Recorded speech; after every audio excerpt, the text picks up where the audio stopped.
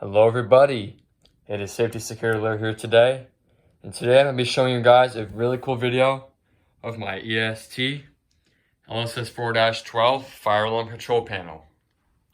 This is a very neat fire alarm panel, and I've had this panel for about 2.5 or 3 years, and this is the first actual video I'm making with it, so let's just get right into it. So first of all, this panel is extremely rare. I believe I'm the only fire alarm collector that has one. At least the only fire alarm collector on YouTube. But this is extremely rare, and this panel actually was replaced. It came out of my local fire station, which is really cool. I actually went there one day a few years ago, and I met the fire chief, and I told him all about what I do, and he actually said they just replaced the system, and now it's a new Firelight MS10UD fire alarm system. Actually, no, it's not. It's a Firelight MS9050UD addressable fire alarm system. Some of the horn strobes, this is the kind of horn strobe that used to be in the system with these. Now, because some of the alarms in the building are still this, which I didn't get to take. And same with the pull stations, they threw them away, unfortunately. But the panel actually was all in pieces. It was sitting in there in like the barn outside of the fire station, all in pieces. I found the annunciator. He basically said, whatever you find, you can take. So I found the board, this board, the door was off of the cabinet, everything was messed up. And as you can see, a few years ago, I put this all together. Got it to work again. So basically, the guy replaced it because he said it got struck by lightning, but it works. So, and I will say there's one thing I'm doing that is instead of something else, that's because it's broken, and I'll explain that in a minute. So without further ado, let's get into it. So this is the panel. This panel was made around 1987. Move this over a little bit.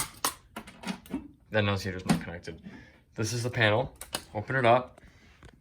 So you can see I fastened it to the door, everything. So here it is. This is the main interface right here. Very old style. Now I will say this part down here is actually an extra card that not all of these panels have, but it's actually not connected right now. I'll take it apart in a minute and show you guys, but this is the main part. There's only 4 zones. And then this is like an expander card here. I'm only using the 4 zones. I'm only using this part. This part's not even powered on. Just has a regular cord plugged in. And the only trouble that we're seeing is you can see 2 and 5 are blinking. So 2 is trouble silence because I silenced it. And 5 is battery trouble. And that's just because I don't have the batteries connected. So basically everything else is good, honestly, which is really nice. And if I got the batteries connected, this would stay the system normal. So there are 4 zones. As you can see, I still have them labeled what they used to be labeled as. This is pretty much how it was. Pull stations they had in the fire station as zone 1. They had second floor hall and paid, zone 2. Zone 3 was kitchen heat. Zone 4 was bunks and hall. And then as you can see, all these extras, they were all connected. As you can see, this is the annunciator that I found. It's actually not connected now. I'm not really sure how to connect it, but I'm gonna figure it out. So, in another video with this, I will show you guys. Here it is. See, here's the first 4. They're all like their own little cards. First 4, see they're all labeled. Second floor pull stations, zone 1 pull stations. Second line is kitchen. See, oh, it doesn't actually match. Whatever. But yeah, that's it. And I'm gonna get it connected pretty soon. So, anyways, I'm gonna take the actual screws off and show you guys the wiring. But first, we're gonna unplug the panel for safety. As you can see, I have taken out the 2 extremely long screws here. So now we can actually pull the cover off, that aside. And here's the inside.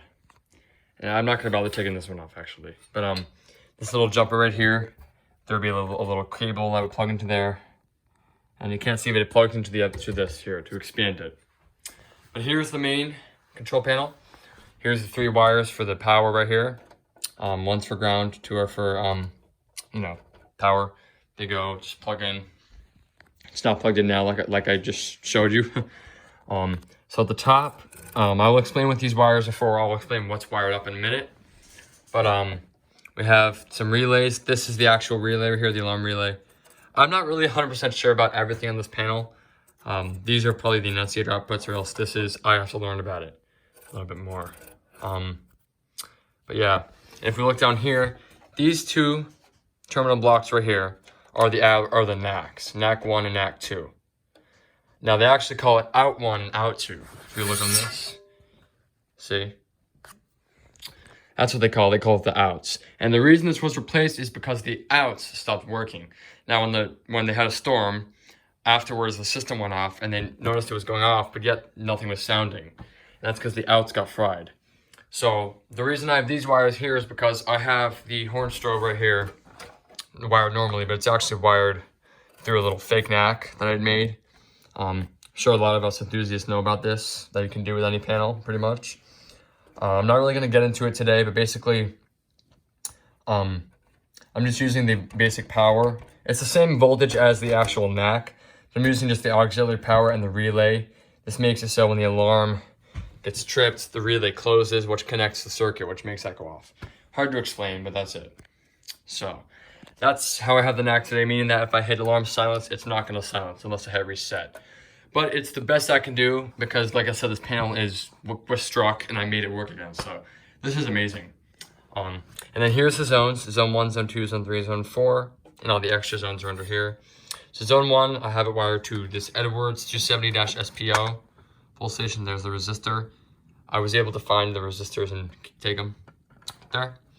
Zone 2 is this EST Sega 278 addressable pull station, but I took the module off and now it's conventional, as you can see.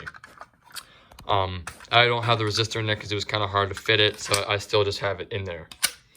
Zone 3, I have just different kinds of wires. I just found whatever wires I could find. Zone 3 is wired to the system sensor 2400 smoke detector, and then zone 4 is not connected. So basically I tried to manipulate the system that it was. They had these and these. This, they had some sort of system sensor detectors, so, and they didn't have these, but it's EST, so it matches. And then this is the other enunciator terminals for a different kind of enunciator, I think. But that's all I know about it, and there you go. Now, basically, when I found it, this whole board was not even in this case. I had to screw it in, as you can see. And works pretty well, so that's pretty much it. Let's put the cover back on, power it back on, and we're going to do the test. So I have now screwed in the screws once again, so now it is time to plug the panel back in and do the test. So it beeps a little bit. And you'll see that's what it looks like when it's normal, but then the battery trouble will come up in a second. Just close that up for a second. By the way, as you can see, it's a little dirty because I had to take off the old stickers from the monitoring center because I can't have you guys see where this was. See, that's the sound of the buzzer, trouble silence. And by the way, before I test it out, I just want to mention, you can actually disable zones as you can with today's panels. Instead of going in programming, you'd actually push which one you want to disable. So if I press zone 1, see a little yellow light comes on, silence. Now if I pull it, it's not going to go off. So let's quickly reset that, re-enable it, sorry, and we will do the test. Now we're going to re-enable, close it up, and here we go. Let's pull it.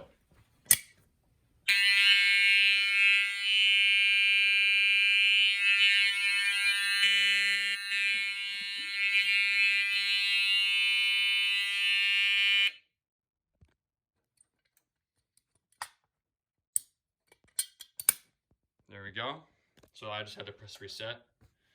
And as you saw, zone 1 turned on. Zone 1 was activated. And the outs came on, but obviously the outs don't work anyway. So sounds the trouble. And there we go.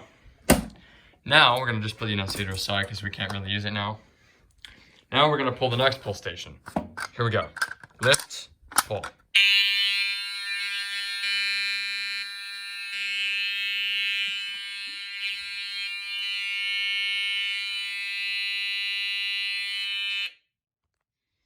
Let's quickly reset it because it takes a minute to reset, thankfully. Come on, quickly. There we go. Normally you would silence the system, reset the pull station, then press reset. But I pressed reset, so I had to reset this really fast. Take the same key. And then one more time.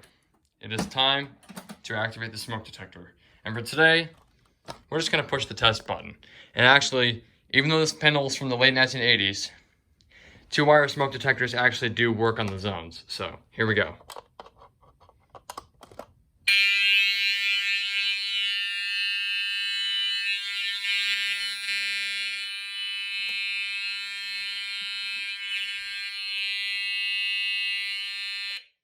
And that will reset.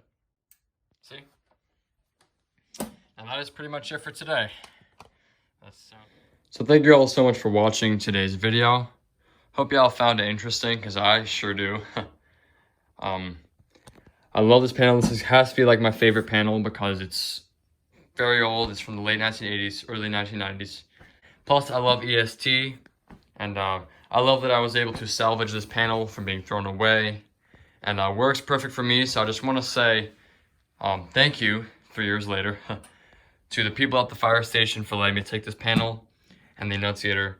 Very nice of you guys, and it's working really well for me, so I'm sorry you guys, you viewers, that I'm only just doing a video with this, but if you guys want to see more of this, please let me know, and I will make a system with it. Alright, thank you for watching, and I will see you very soon. Bye.